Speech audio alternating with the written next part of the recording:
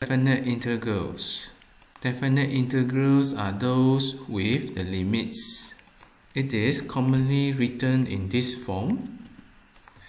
The functions is written within the bracket and there are two boundary limits. A indicate the first boundary and B indicate the second boundary. When it is written in this form, the boundary of A and B is to be substituted into the function in the bracket. Let's say now the function here is equals to x.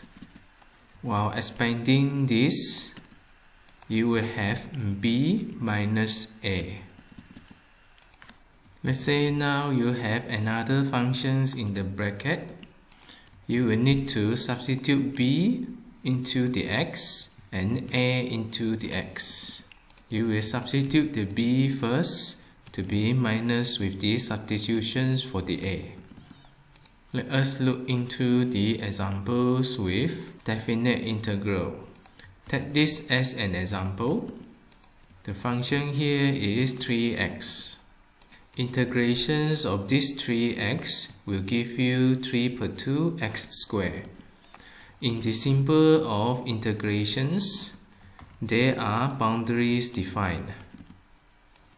These numbers will be brought to here after integrations.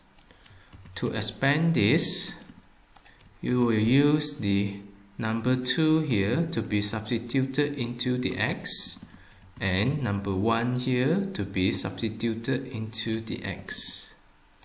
The substitutions of the 2 will be minus by the substitutions of 1. Calculate the answer, you will get this. What you see here is when you deal with the definite integral, C is not required. For the integrations without definite integral, for those which you have done in the previous video, there will always be C. However, when you deal with the definite integral, the C axis disappeared.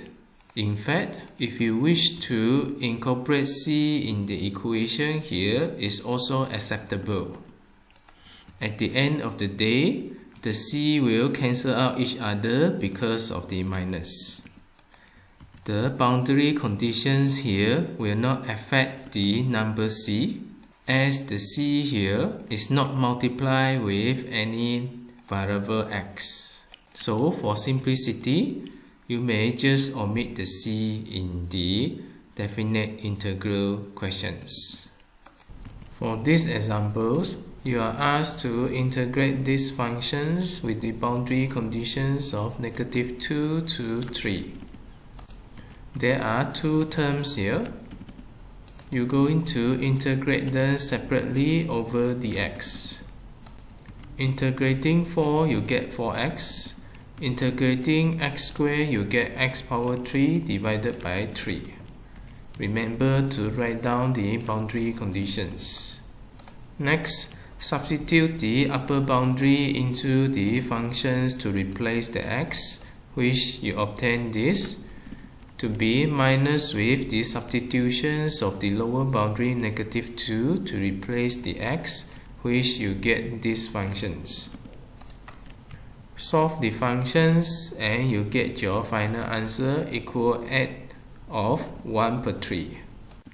Next, we try to solve this. There is a term at the divisions. This can be expanded into two terms. Divisions of this will give you square root theta, and the expressions can be rewrite in this form. Integrate both terms. The power to be added up with 1 and the new power will add as the divisions. The power for the second term to be added up with 1, the new power as the divisions, the constants remain. The boundary conditions to be written here. Rewrite the equations, you get this. you may substitute the upper boundary and the lower boundary with the relationship of minus. Solve the equations. Now we look at another example. The boundary is from 0 to pi per 2 and you are asked to integrate this. Refers to the tables or formulas for integrations. The integration outcome will be this. Write down the boundary conditions. Substitute the upper boundary to be minus with the lower boundary. Solve the equations. You get your final answer equals to 3. Next, you are asked to integrate this with the boundary of 1 to 2. Again, refers to the tables of the formulas for the integrations. You will get this after integrations. Specify the boundaries.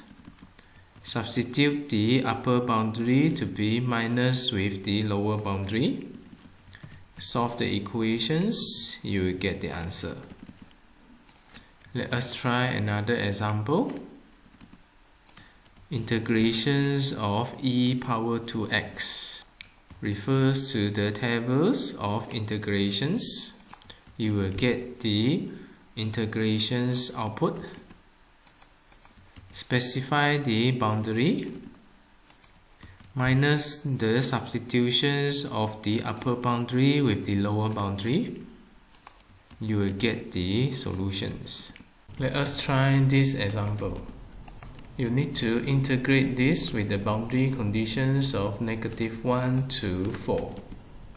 There is a constant number of 3 per 4 here, and you are technically integrating 1 per u. Based on the formula here, integrating the functions of 1 per x will give you ln x plus c. This will give you ln u after integrations. Remember to write down the boundary conditions from 1 to 4.